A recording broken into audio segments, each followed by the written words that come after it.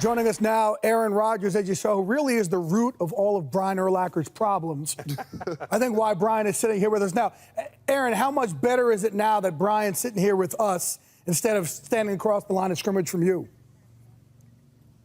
Well, it's great for the football, but it's bad for Tahoe for future years. I know he's out there every day playing golf, getting better. He should have beat me this year. I made some lucky putts down the stretch. You weren't supposed to bring that up. I had to get that in. He birdied two of the last three holes to beat me at Tahoe. Oh. I had him on the ropes, and he just he's good. He's He's good? a long ways, yeah.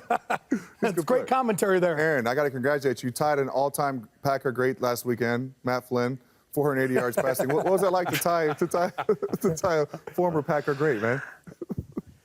Yeah, you know what? It's great to share the record with Matt. I actually called plays for him in the first half, so I feel like I kind of have both records there. You earned it. Hey, Aaron, Matt, speaking of... go Matt ahead. set the bar pretty high. Speaking of those passing yards, you know, it's people are saying now 400's the new 300. Through 2 weeks, it's already 6 400-yard passing games. What do you attribute that to? Well, I think the league as a whole has gone to a pass-first mentality. You know, the defense and offense are always playing cat and mouse with who can take the advantage in the upper hand. The defense for a while was ahead with his own blitzing schemes and the various things they threw at us, and the offense has gotten to more of an up-tempo style that tries to make the defense a little more vanilla, and I think you're seeing some more opportunities to throw the football. You've seen different position groups become either more significant or less significant, or those body types change, more athletic tight ends, more one-back sets, and I think it sets up for you know, along with the rule changes we've seen, you know, for the offenses to be a little more explosive. Aaron, everybody likes to talk about this new read option quarterback, whether it's Kaepernick or Russell Wilson or RG3.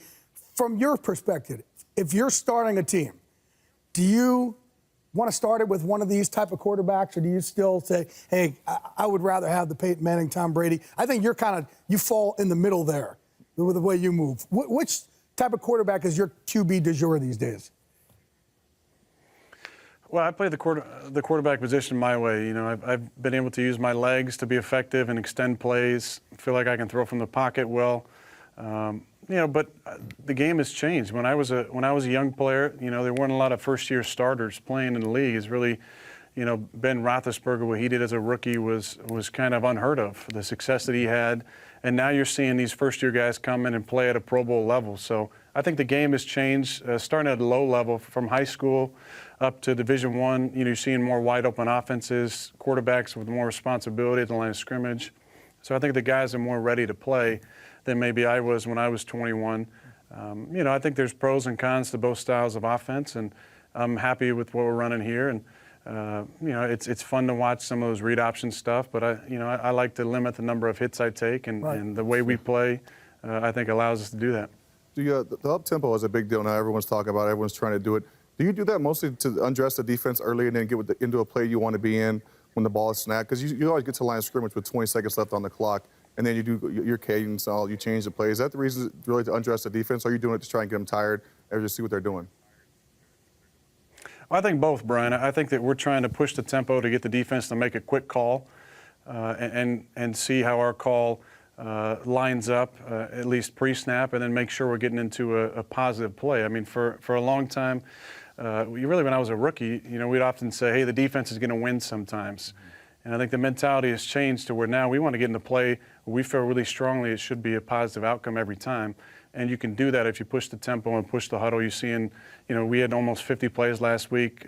Philadelphia in week 1 had, you know, 50 plus in the first half. And the faster you can go on offense, the more stress it puts on the defense to get a call in, get it echoed, and then try and line up and play. So we feel like that gives the offense some sort of advantage. Aaron, we're talking about pass yards, up-tempo offense, but the more things change, the more they stay the same. And the importance of a run game. This week you had James Starks go over 100 yards for the first time in Green Bay in 45 games. How happy does that make you, and what does that do for your guys' offense?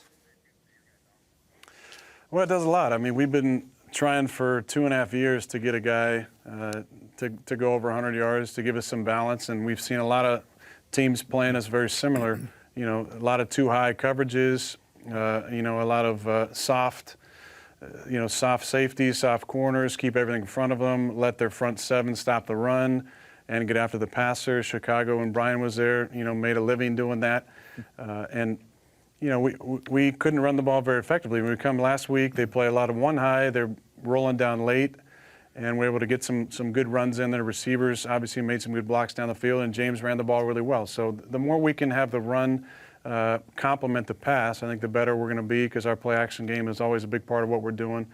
And obviously we're running it well. That's going to open up some stuff down the field. All we wanted to do when we played this guy was run cover two. Our week of practice was so simple. We ran cover two 60 straight plays when we played him. Every once in a while we try, if 3rd and 1 or 3rd and 2, we put in cover 1, but all we wanted to do was stop you. We were willing to give up the running yards so you wouldn't have a big day against us. That's all we did was cover 2. But you said when you came in here in your audition that when you went against Aaron Rodgers, you would call the play out and he would just smile and laugh at you. He knew everything you were doing. Yeah, he knew exactly. He would tell him, "Watch the pirate here. It's a fake pirate." We had some good banter in our days together. It was fun. It's always fun playing against you. Was he easy to pick Well, off? I've said it before, Brian. There's nobody I enjoyed playing against more than you. I mean, just the chess match I felt between us. Now, there wasn't much of a chess match at some of the later games because you guys really lined up and played cover 2 just about every time. Now, you would do some show blitz, play cover 2, but I always appreciated the challenge of trying to fit the ball in those tight windows against you guys, and that's what we saw a lot last year, and expect to see moving forward as well. And before I let you go, Aaron, this offseason, your team called me, asked if I could come and talk to them. I couldn't. Then they asked Howie, Terry, Jimmy, Stray. They asked the guys from the Hump Day commercial. So I think that there was nobody left. Do you even remember who spoke to the team? Is there anything that was memorable about it? Or I think was it you? Was it John Lynch? Did John Lynch? Anything memorable about that speech? His outfit, yeah, he had a great outfit on that day. Bow tie, I think, and skinny jeans. Thanks a lot, Aaron. Whitest guy ever. We got to love you, man. Hey, Aaron, we really appreciate you joining us. Hey, by the way, you still photobombing everybody in your game day photos? Every now and then. Oh, dude, it is He does it classic. all the You time. go walk down the hallway, and he has some of the greatest photobombs in the history of life. Always got to have fun, man. Thank you, Aaron, for joining us, buddy. Thanks a lot, Aaron. Appreciate you, man. Good luck. Thanks, guys. Take care.